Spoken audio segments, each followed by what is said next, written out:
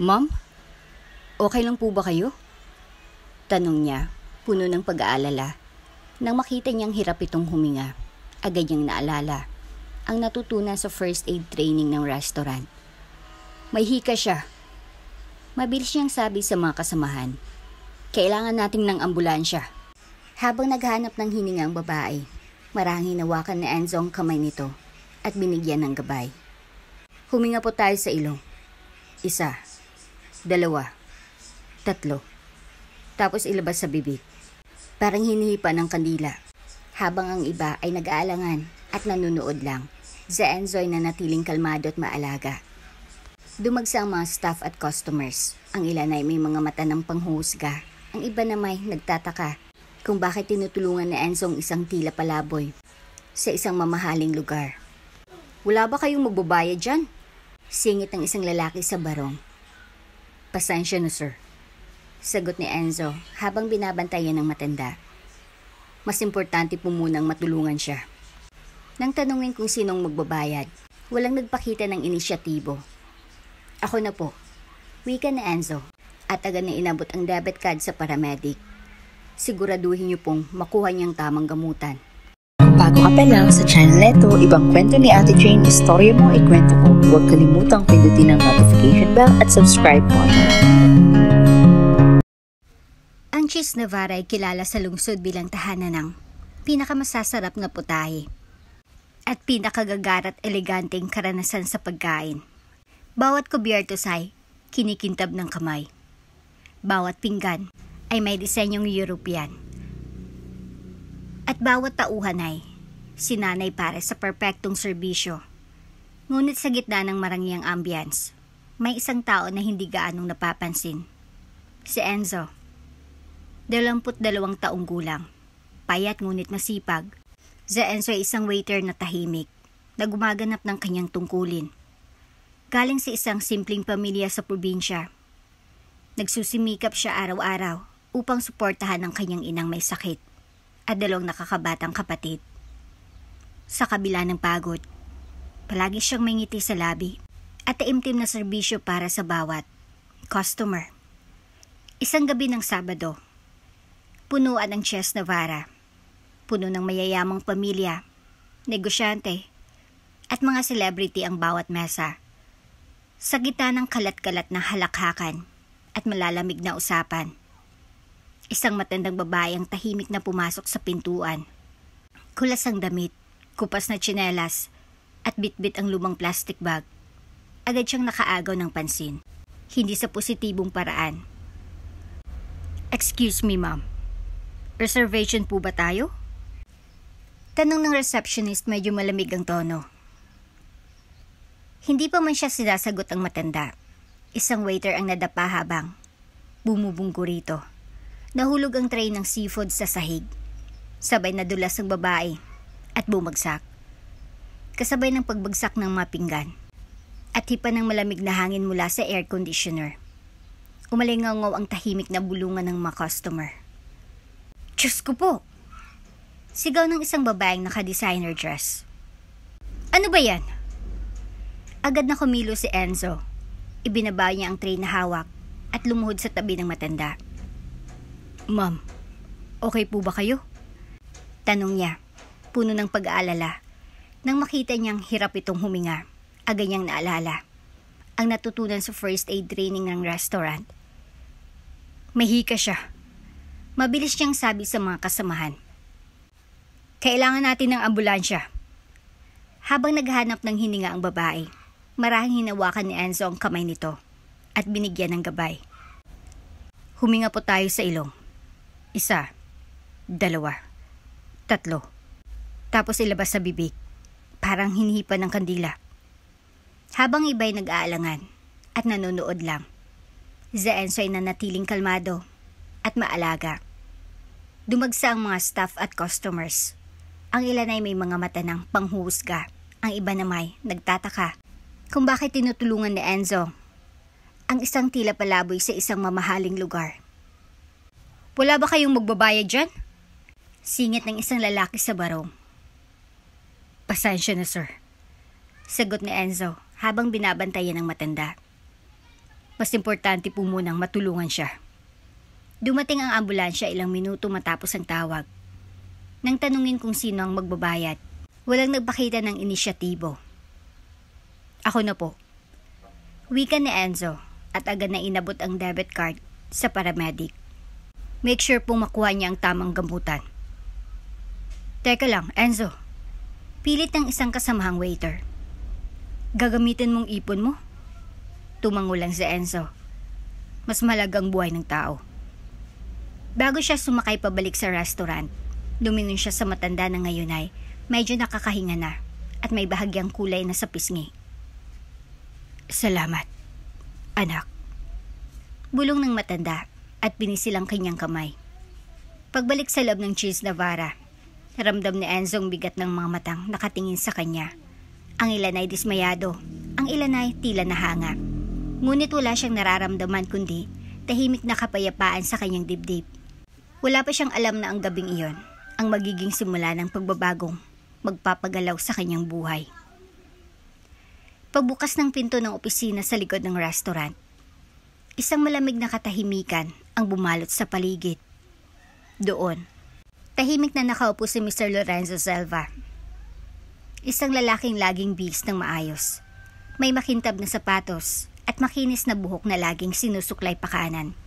Kilala siya bilang strikto, perfectionist, at higit sa lahat, obsessed sa imahe ni Chef Navarra bilang eksklusibong fine dining restaurant. Tumikim si Enzo at kumatok sa pinto. Sir. Hindi siya pinapasok agad. Ilang segundo pang lumipas bago muling narinig ang boses ng manager. Malamig at puno ng otoridad. Pumasok ka. Pagkapasok na Enzo, agad siyang tinapunan ni Mr. Selva ng malamig na tingin. Nakaupo ito sa likod ng kanyang mahogany desk. Isang wine glass sa tabi. At isang tablet na malinaw na nagpapakita ng social media post tungkol sa insidente. Anong akala mo sa sarili mo, Enzo? Panimula ni Mr. Silva. Hindi pa man siya nauupo. Isa kang waiter. Hindi bayani. Tahimik si Enzo. Tiningnan niya si Mr. Selva, ngunit pinilit niyang manatiling magalang. Pasensya na po, sir. Kailangan pong matulungan ng matanda. Inatake siya ng hika. Kung hindi po ako kumilos, baka mapahiya ang restaurant? Putol ni Mr. Silva, tumayo at lumapit. Ang Cheese Navarra ay hindi ordinaryong kainan. Ito ay para sa mga piling tao. Alam mo yan. Alam ko po, sir. Pero, walang pero. Sigaw ni Mr. Silva. Hindi mo ba alam kung gaano kaimportante ang reputasyon ng restaurante ito? Doon ka pa mismo nagpasiklab sa harap ng lahat. Tumulong sa isang gusgusing matanda sa harap ng mga high-profile clients. Sa susunod, tatawagan ng ambulansya. Dadalhin siya sa likod. Hindi sa harap ng mga bisita. Napatungo si Enzo. Nararamdaman niyang tumitinding init sa kanyang batok. Ngunit pilit pa rin niyang pinapanatiling mahinahon ang kanyang sarili. Mr. Silva, mahina niyang sabi, hindi ko po kayang hayaan na hindi ko siya tulungan. Hindi po ako magiging totoo sa sarili ko kung hindi ko siya pinansin. Hindi mo na dapat pinansin. Sigaw na galit ng manager. At isa pa, binayaran mong bill niya na gamit ang ang kita ng restaurant? Hindi po, sir. Sagot ni Enzo. Diretso ang tingin. Sarili ko pong pera. Ipon ko po. Tahimik si Mr. Silva, saglit. Kita sa kanyang mukha ang gulat, ngunit hindi siya nagpadaig dito. Sa halip, tumikim siya at muling tumayo ng tuwid. Kahit pa, hindi ka dapat umalis sa pwesto mo. Hindi ka dapat gumawa ng desisyon ng walang pahintulot. At higit sa lahat, hindi ka dapat lumabag sa protocol. Hindi ako natutuwa sa ginawa mo, Enzo. Lumingon si Enzo.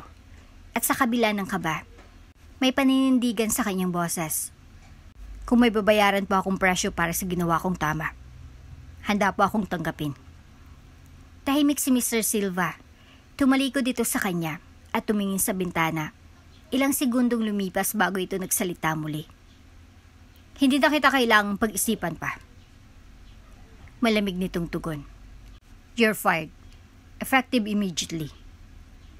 Parang binuhusan ng malamig na tubig si Enzo. Sandaling katahimikan. Ngunit hindi siya kumibo. Tumingala siya. At sa kabila ng bigat sa dibdib, buong lakas siyang nagsalita.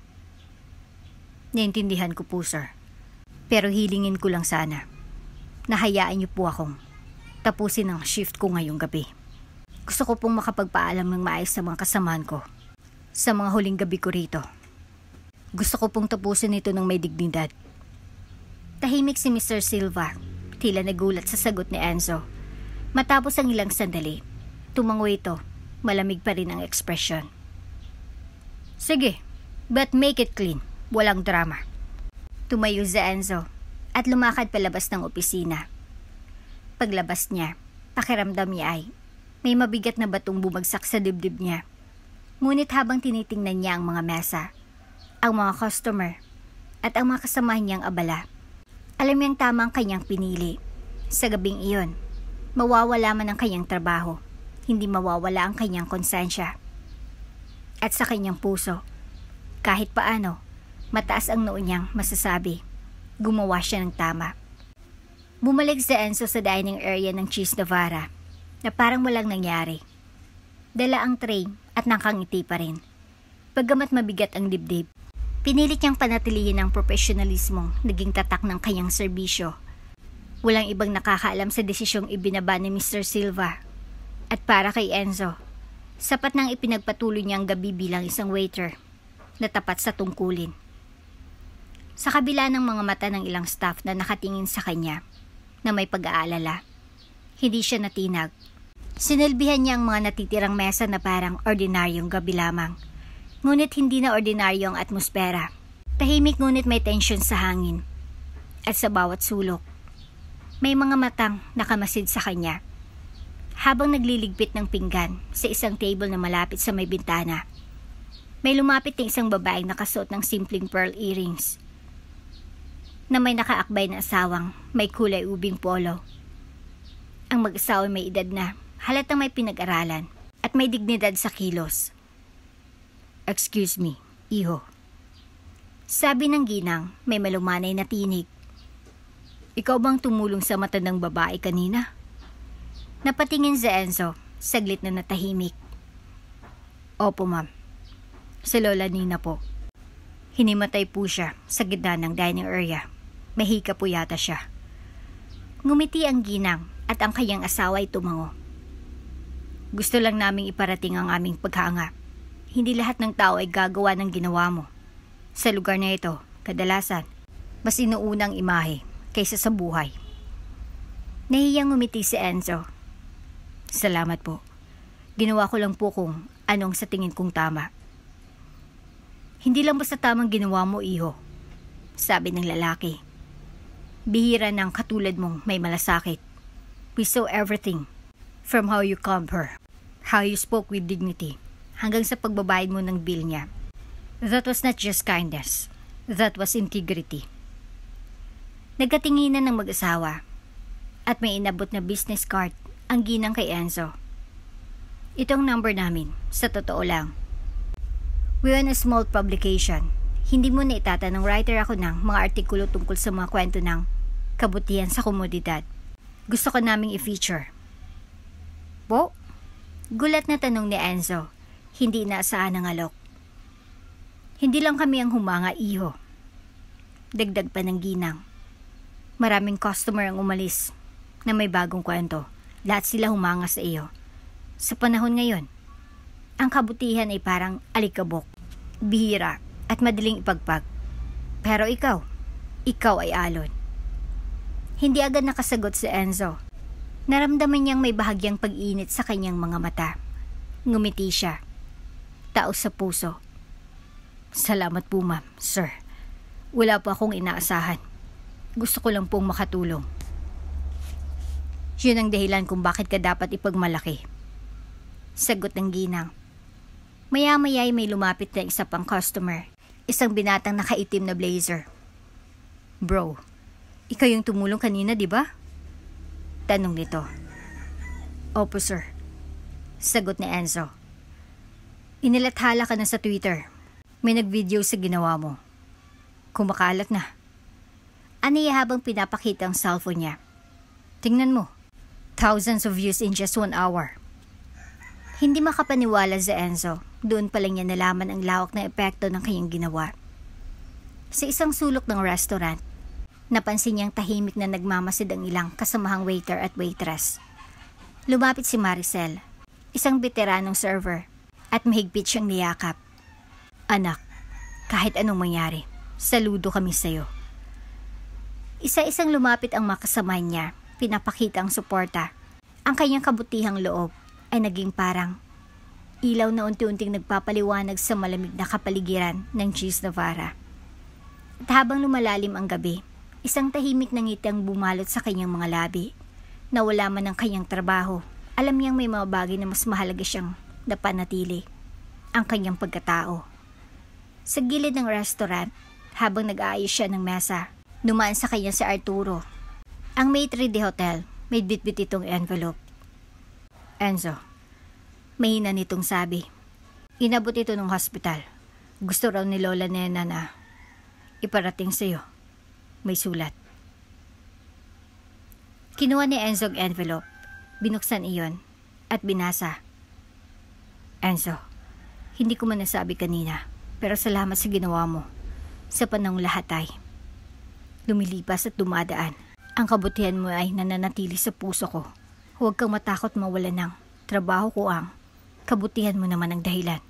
May mga taong makakakita sa liwanag mo. Lola Nena.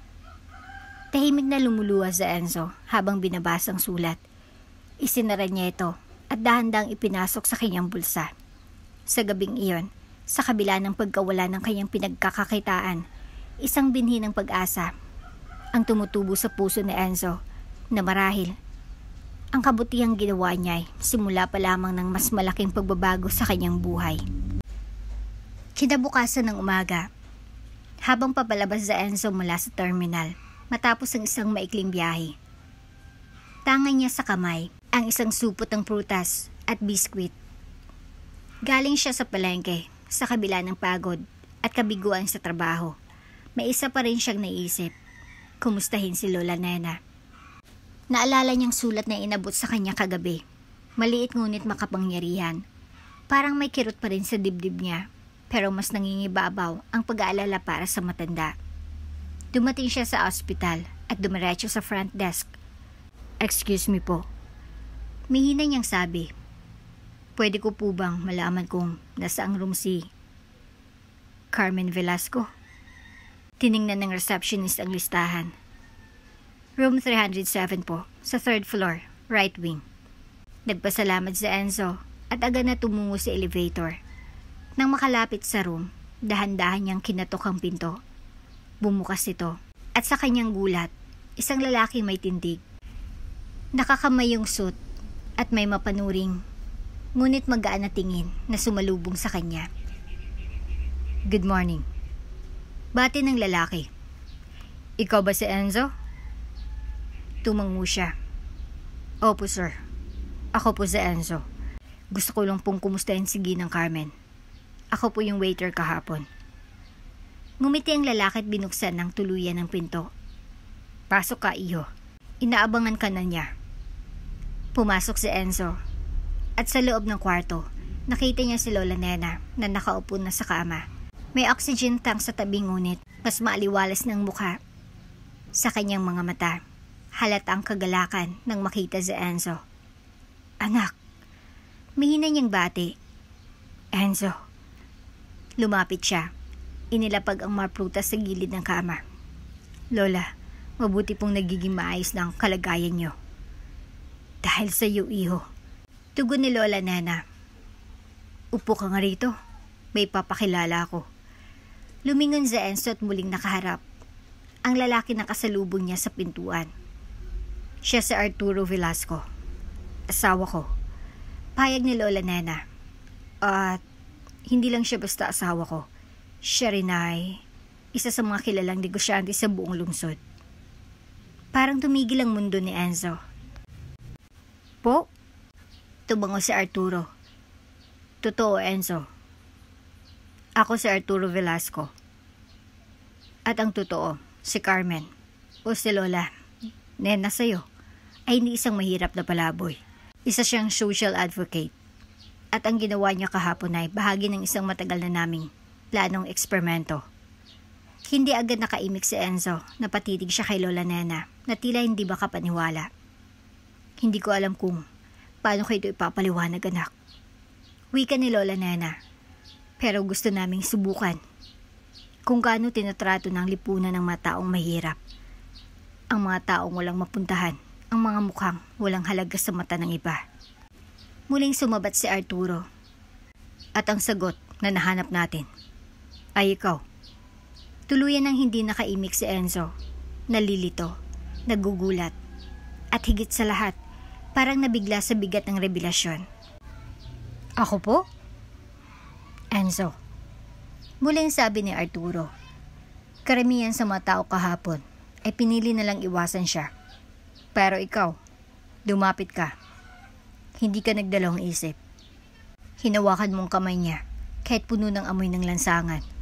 Tinulungan mo siya. Tinanggap mo ang kahiyan. Ang galit ng boss mo kahit walang kapalit.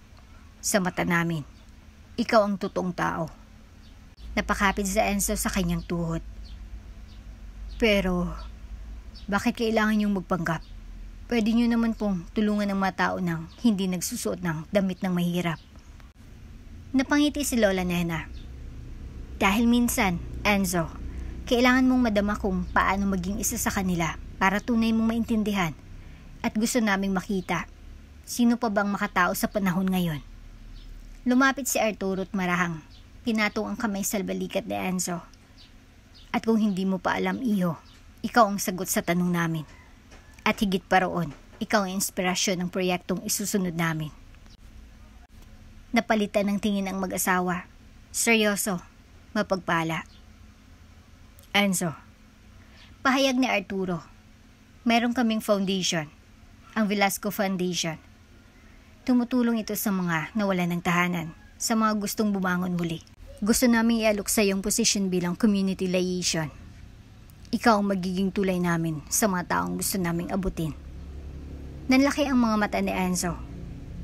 Po? Ako po? Wala nang mas karapat-dapat.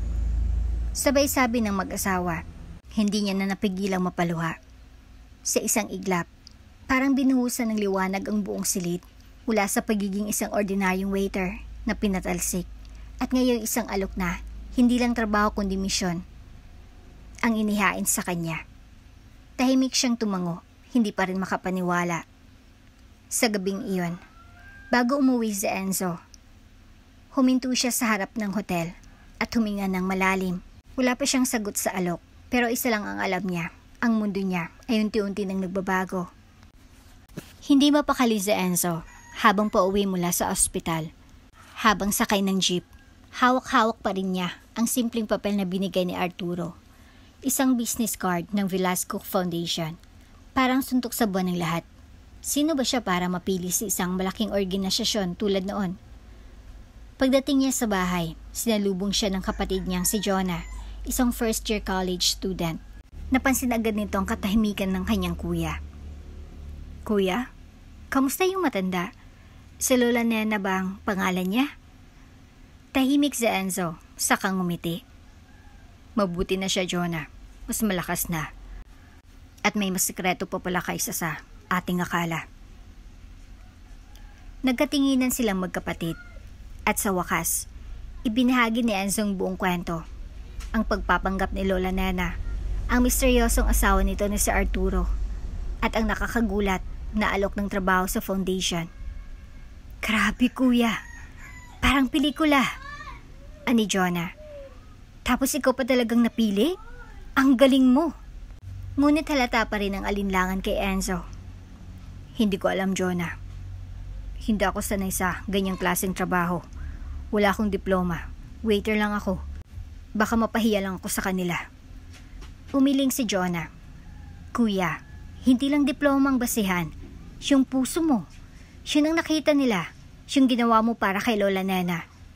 Kahit wala kang makukuha, yun ang dahilan kung bakit ikaw ang pinili nila. At kung ayaw mong tanggapin para sa sarili mo, tanggapin mo para sa akin. Para sa atin. Natahimik si Enzo sa huling sinabi ni Jonah. Sa loob ng maraming taon, siyang nagtaguyod sa kapatid niya mula nang maulila sila sa murang edad. At sa unang pagkakataon, may oportunidad siyang hindi lang basta para mabuhay, kundi para magkaroon ng tunay na layunin. Kinabukasan, nakatanggap si Enzo ng tawag mula sa sekretary ni Arturo. Inanyayahan siyang dumalo sa opisina ng Velasco Foundation para sa isang formal orientation. Hindi pa rin siya makapaniwala mula sa pagsusot ng puting polo at apron sa restaurant. Ngayon ay required siyang mag-coat and tie. Pagdating niya sa opisina, sinalubong siya ni Arturo mismo. Suot ang simpleng Amerikana ngunit may dignidad sa bawat kilos. Enzo, bati nito. Masaya akong dumating ka. Handa ka na ba? Sa totoo lang po, kinakabahan pa rin ako, sir. Sagot niya. Ngumiti si Arturo. Normal lang yan, pero huwag mong kalimutan. Hindi ka namin pinili dahil sa kung anong nakasulat sa resume mo. Pinili ka namin dahil ang puso mong hindi matutumbasan ng kahit anong degree. Ipinakilala siya sa buong team ng foundation. Nakilala niya si Namara, ang project director, na pala kaibigan, at si Lito, isang dating volunteer na ngayon ay operations head. Sa gitna ng orientation, ipinakita sa kanyang overview ng trabaho, pagbisita sa mga komunidad, pakipag-ugnayan sa mga taong walang tahanan, at pagbuo ng mga programa para sa kanilang kabuhayan at kalusugan. Mahirap, hindi simple, pero sa kabila ng kaba, may kakaibang siglaang pumuno kay Enzo. Habang lumalalim ang araw, dinala siya ni Arturo sa isang silid kung saan makikita ang ilang larawan ng mga natulungan ng foundation. Babaeng dating street vendor, lalaking dating adik na ngayon ay chef, at batang nakapagtapos ng high school sa tulong ng scholarship. Lahat sila, ani Arturo, ay napagbigyan ng pangalawang pagkakataon, katulad ng gusto naming ibigay sa iyo ngayon. Tahimik si Enzo habang pinagmamasdan ang mga larawan. Sa kanyang isipan, hindi niya maiwasang balikan ng gabing tinanggal siya sa trabaho. Kung hindi siya kumilos sa instinct niya para tulungan si Lola Nena, nasa na kaya siya ngayon?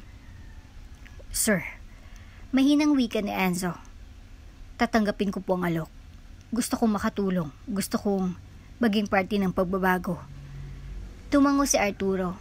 Halatang masaya sa desisyon ni Enzo. Welcome to the Velasco Foundation, Enzo. Simula pa lang ito. Sa unang linggo ng kanyang bagong trabaho, sabay-sabay ang takot at excitement na naramdaman ni Enzo. Tinuruan siya ng mga basic tools sa community engagement. Tinuruan kung paano makipag-usap sa mga taong nasa laylayan at binigyan ng mentor para gabayan siya. Isang araw, dinala siya ni Mare sa isa sa mga community shelters ng foundation. Doon, nakilala niya si Mang Berting, isang dating OFW na ngayon ay naninirahan sa kalye. Lumapit si Enzo at kinausap ito. Marahan ngunit may paggalang. Hindi naglaon. Napansin ni Mara na parang may likas na connection sa Enzo sa mga tao. Hindi siya kailangang turuan kung paano makiramay. Nasa dugo niya na iyon. Sa loob-loob niya, alam niyang hindi pa siya sanay. Hindi pa siya bihasa. Pero may panibagong apoy na gumising sa kanyang puso. Isa siyang dating waiter na pinili lang ang tama. At ngayon, ginagantipalaan ang pagkakataon na baguhin hindi lang ang sariling buhay, kundi ang buhay din ng iba. At sa unang pagkakataon mula nang tanggalin siya sa trabaho, muling lumitaw ang ngiti sa kanyang labi. Hindi ng isang empleyado, kundi ng isang taong may panibagong layunin. Tahimik si Enzo habang naglalakad palabas ng conference room. Dala-dala sa isip ang bigat ng mga pangyayaring naganap sa loob. Ang dating sigaw ng galit mula kay Mr. Silva ay napalitan ng mga salitang may pagsisisi. Hindi pa rin siya makapaniwala na humingi ito ng tawad at nag-alok ng bagong posisyon. Ngunit ang mas nakakagulat ay ang mungkahi ni Arturo na tila may mas malawak na layunin. Pagbalik ni Enzo sa kanyang desk sa Velasco Foundation, Sinalubong siya ni Clarice, ang assistant program manager. "Kamustang meeting?" Tanong nito, may bahid ng ngiti sa labi. "Hindi ko inaasahan, Clarice." Sagot ni Enzo. "Si Mr. Silva, humingi ng tawad. Tapos inalok ako ng trabaho ulit sa Chills Navarra." Natahimik si Clarice saglit bago ngumiti. "At anong plano mo?" "Hindi ko pa alam. Pero parang may binubuong mas malaking plano si Sir Arturo." Kinabukasan, muling ipinatawag ni Arturo Velasco sina Enzo at Mr. Silva sa isang follow-up meeting. Sa silid, nakalatag sa mesa ang isang proposal draft. Ang pamagat nito, Cheese Navarro and Velasco Foundation, Culinary Hope Project. Napag-isipan ko itong buong gabi. Panimula ni Arturo. Sa halip na piliin kung kanino dapat magtrabaho sa Enzo, bakit hindi tayo magtulungan? Napakunot noo si Mr. Silva. "Anong ibig mong sabihin?" Ipinaliwanag ni Arturo ang kanyang panukala. Isang training and employment program para sa mga kabataan at matatanda mula sa lansangan, kung saan sila ay sasanayin sa ilalim ng Cheese Navarra bilang mga waiter, kusinero, kitchen staff, kasamang suporta mula sa foundation para sa pang-araw-araw na pangangailangan at mentoring. Isa itong pagkakataon para sa restaurant na mapabuti ang imahe nito at sabay na magsilbi sa komunidad. Dagdag ni Arturo. Natahimik si Mr. Silva. Kita sa kanyang mukhang pagpipigil ng damdamin. Isang timpla ng kahiyan, pagsisisi, at muling pagbangon. "Hindi ko alam kung paano sisimulan ito," aminado niyang sabi. "Pero gusto kong subukan. Gusto kong ayusin ang pagkakamali ko." "Hindi mo ito kailangang gawing mag-isa," sabi ni Enzo. "Nandito kami at gusto ko ring makita ang Cheese Navarra na maging lugar kung saan ang mga taong tulad ng lola ko noon ay hindi kailangang matakot sa panghuhusga." Nagkatinginan ng dalawa. Noon lang nakita ni Mr. Silva ang lalim ng pananaw ni Enzo at ang kanyang kabutihan ay hindi lang isang beses na aksyon, kundi isang paninindigan. Tumango si Mr. Silva. "Kung papayagan ninyo ako, nais kong makiisa. At si Enzo, gusto kong maging bahagi ka ng programang ito bilang training supervisor at community liaison. Isang bagong papel para sa isang bagong simula." Paglabas nila ng silid, ramdam ang pagbabago sa hangin. Parang isang makapal na ulap ang unti-unting naglaho. Pinapalitan ng liwanag ng posibilidad. Lumapit si Arturo kay Enzo. "Anong nararamdaman mo ngayon?" "Hindi ko alam, sir." Sagot ni Enzo. Pero sa unang pagkakataon, parang tamang direksyon ng lahat. "Dahil ang tunay na pagbabago," sabi ni Arturo, "ay hindi nagsisimula sa mga sistema, kundi sa puso ng mga tao." Sa mga sumunod na araw, nagtulungan sina Enzo at Mr. Silva upang hubugin ang pilot phase ng programa. Bumisita sila sa mga shelter, nag-interview ng mga aplikante, at sinimulang buuin ang curriculum para sa training. Si Mr. Silva, na dating istrikto at mayabang, ngayon ay matyaga at bukas ng loob. Si Enzo naman ay naging huwaran ng pagkakaisa. Isang dating waiter na ngayon ay leader, mentor, at inspirasyon. Sa isang pagtitipon para sa mga partner ng foundation, nagsalita si Mr. Silva sa harap ng mga bisita. "Hindi ko ikinakahiya ang aking nakaraan, aniya, dahil ito ang nagturo sa akin ng isang mahalagang aral, na ang imahe hindi mas mahalaga kaysa sa malasakit." Tumayo si Enzo sa tabi niya at sabay silang pinalakpakan ng mga naroon. Sa gabing iyon, nag-umpisang kwento ng pagbabago, hindi lang para sa kanila, kundi para sa buong komunidad. Isang linggo matapos ang makasaysayang pagpupulong sa pagitan ni Enzo at Mr. Silva at Arturo Velasco, abala ang buong team ng Velasco Foundation at Cheese Navarra sa paghahanda ng isang bagong inisyatibo.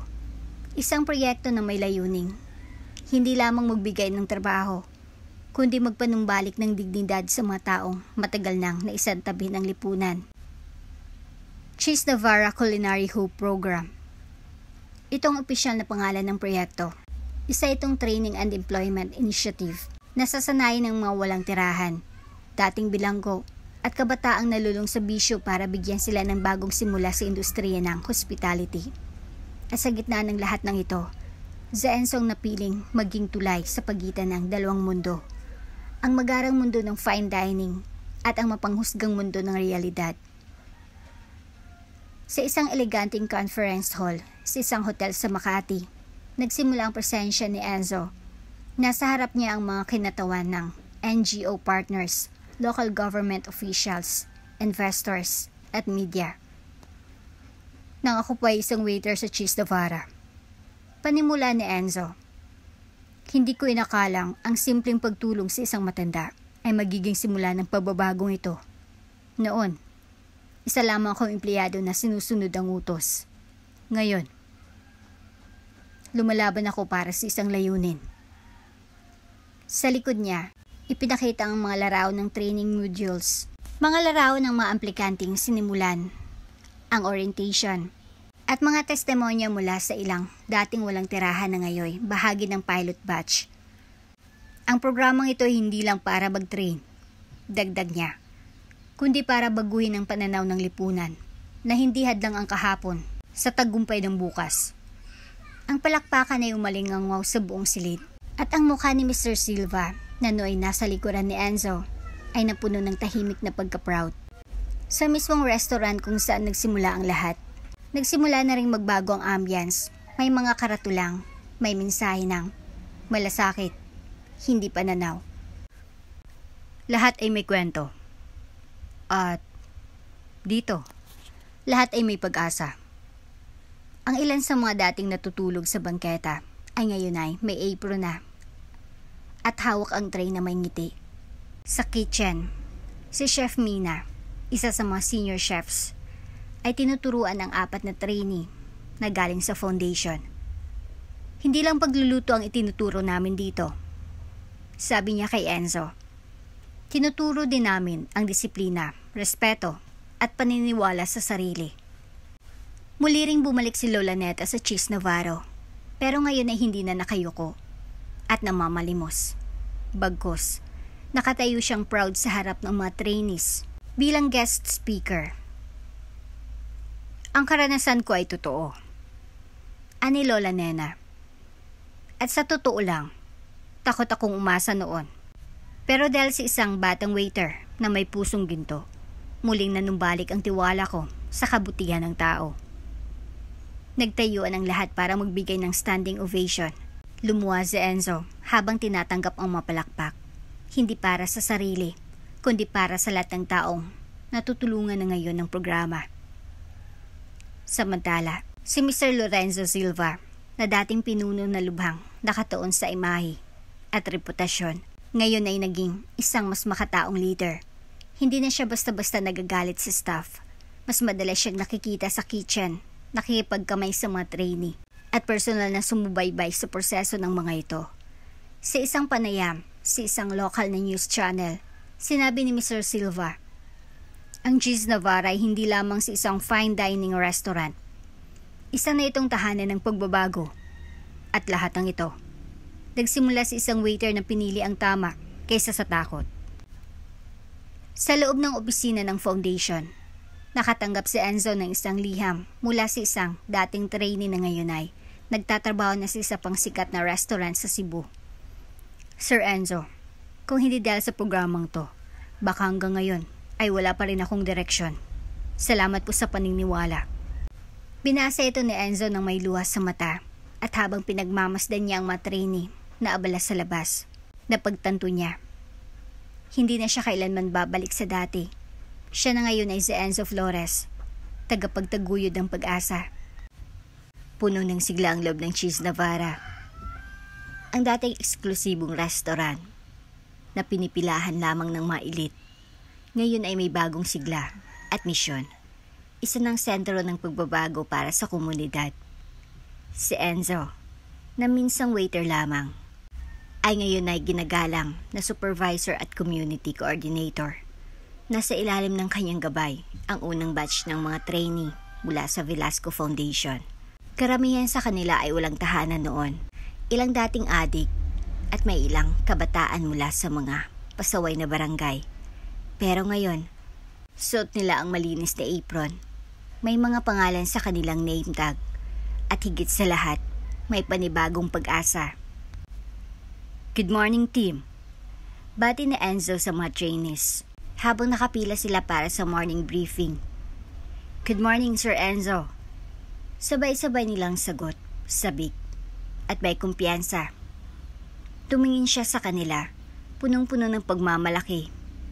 Isa-isang binigyan ng papuri ang bawat isa. Si Marco na mahusay na nagplating kahapon. Si Aling Bebang na ngayon ay nakangiti na sa mga customer. At si Joshua na kahit tahimik ay consistent sa performance. Ngayong araw, dagdag ni Enzo, dadalong ilang kinakatawan mula sa DSWD at media. Gusto nating ipakita sa kanila na dito sa Cheese Navarra, hindi lang masarap ang pagkain, masarap din ang pagbabago. Ang inisyatibo ay umani ng papuri sa social media. Trending ang Cheese Navarra Cares at Hope One Plate. Sa bawat sulok ng restaurant, may mga larawan ng mga trainee na ngayon ay bahagi ng success stories. Isa na rito si Tanya, dating palabay sa Cubao, na ngayon ay assistant pastry chef na. Kung hindi dahil kay Sir Enzo at sa foundation, baka nasa kalsada pa rin ako. Wika ni Tanya sa isang panayam. Dahil sa matagumpay na programa, dumami ang mga customer, pero hindi lang dahil sa pagkain, kundi dahil sa layunin. May mga negosyanteng gustong kopyahin ang modelo. May LGU officials na nagnanais na magkaroon ng ganitong partnership sa kanilang lugar. Hindi rin iwasan ang pagbabago kay Mr. Lorenzo Silva. Dati-rati malamig, eksakto sa oras, at tila walang puso. Ngayon, isa na siyang mapagkumbabang leader. Isa akong produkto ng paniniwala ni Enzo. Wika ni Mr. Silva sa isang interview. Tinuruan niya akong muling makita ang halaga ng malasakit. At dahil doon, pinili kong maging bahagi ng solusyon. Nagpatayo pa siya ng training kitchen sa second floor ng restaurant na pinangalan ng Enzo's Hall bilang parangal sa kabayanihan at malasakit ng dating waiter. Minsan, habang nakaupo si Enzo sa sulok ng restaurant, pinagmamasdan niya ang mga taong abala sa kani-kanilang gawain. Mga dating walang pangarap, ngayon may direksyon at layunin. Lumapit sa kanya si Arturo Velasco. May dalang tasa ng kape. Parang kailan lang. Ani Arturo, isa ka lamang sa daan-daang staff sa lungsod. Pero ngayon, ikaw ang dahilan kung bakit may nababagong buhay araw-araw. Napangisi si Enzo. Tinanggap ang kape. Hindi ko ito magagawa kung hindi rin dahil sa tiwala niyo. Ni Lola Nena, hindi lang ako ang bayani dito, sir. Ang kanilang planning meeting, inilatag ni Arturo ang plano. Isang second branch ng Cheese Navarra sa Quezon City na may kaparasong advocacy model. Si Enzo ang nakatakdang mamuno rito bilang operations director. Handa ka na, Enzo? Tanong ni Arturo. Napatigil si Enzo. Tumingin sa mga larawan ng trainees sa dingding. Sa mga testimonial ng mga taong muling nagkaroon ng pag-asa. Handa na po, sagot niya. Kung may isang bagay akong natutunan, yun ay, ang kabutihan ay hindi natatapos sa isang gawa lang. Dapat itong ipasa, ituro, at isabuhay. Makalipas ang ilang buwan, ang kwento ni Enzo ay tuluyan ng umani ng pambansang atensyon. Hindi na lamang ito balita sa social media o paksa ng viral video. Naging tampok na istorya ito sa mga primetime news, lifestyle magazines, at maging sa isang dokumentaryo na tinampukan ng kilalang mamamahayag. Sa harap ng isang entablado sa isang gabi ng parangal para sa kabayanihan at serbisyong panlipunan, tumayo si Enzo, na dating simpleng waiter, gayon ay kinikilalang leader ng makataong pagbabago. Nakasuot siya ng simpleng barong, ngunit ang tindig niya ay may kumpiyansa at dignidad na bunga ng mga pagsubok na nalampasan. Ang isang maliit na kabutihan. Panimula ni Enzo habang nakatingin sa daan-daang tagapakinig. Ay parang bato na inihagis sa gitna ng isang tahimik na lawa. Sa simula, maliit lamang ang alon. Pero sa bawat pag-ikot, palawak ng palawak ang epekto nito. Napatingin siya sa mga mukha sa audience. Naroon si Lola Nena, may luwas sa mata, ngunit may ngiting, puno ng pagmamalaki. Katabi niya si Arturo Velasco, tahimik ngunit halatang emotional.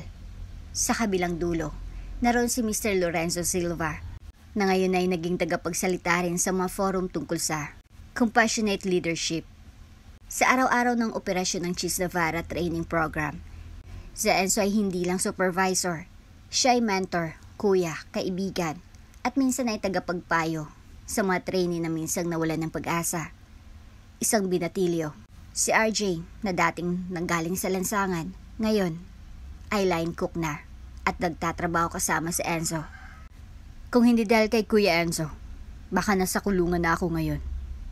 Sabi niya sa isang panayam. Pero ngayon, may dahilan akong gumising araw-araw. May pangarap na akong tinutuloy. Ang Cheese Navarra ay hindi na lamang kilalang fine dining restaurant. Ito ngayon ay institusyon ng pagbabago.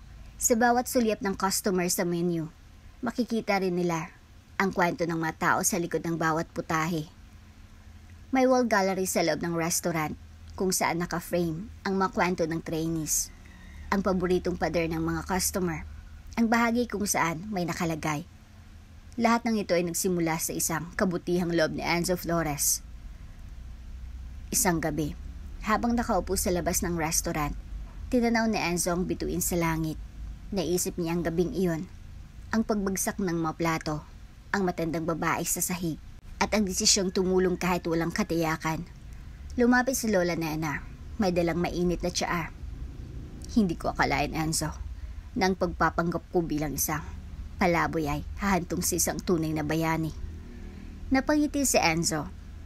Lola Nena, hindi po ako bayani. Isa lang po akong tao na piniling gumawa ng tama. Dahil sa tagumpay ng programa, itinatag na rin ang Enzo Foundation. Sa tulong ni na Arturo at Nena, layunin nito na magsimula ng mga training centers sa buong bansa, mula Davao hanggang Ilocos. Natutulong sa mga mahirap na makapasok sa larangan ng culinary arts, service, at entrepreneurship. Sa bawat launching, si Enzo ang unang nagsasalita. Hindi upang magpasikat, kundi upang ipasa ang inspirasyon. Mula sa pagiging isang waiter na nawalan ng trabaho dahil sa isang mabuting gawa, si Enzo ay naging simbolo ng pag-asa, malasakit, at tunay na serbisyong panlipunan. Ang kanyang kwento ay patunay na hindi mo kailangan maging mayaman, sikat, o makapangyarihan para makapagbago ng buhay ng iba. Minsan, sapat na ang isang bukal na pusong kabutihan at ang tapang na tumindig sa kung ano ang tama. At mula roon, nagsisimula ang himala. At dito na nga po nagtatapos ang ating kwento. Hanggang sa muli!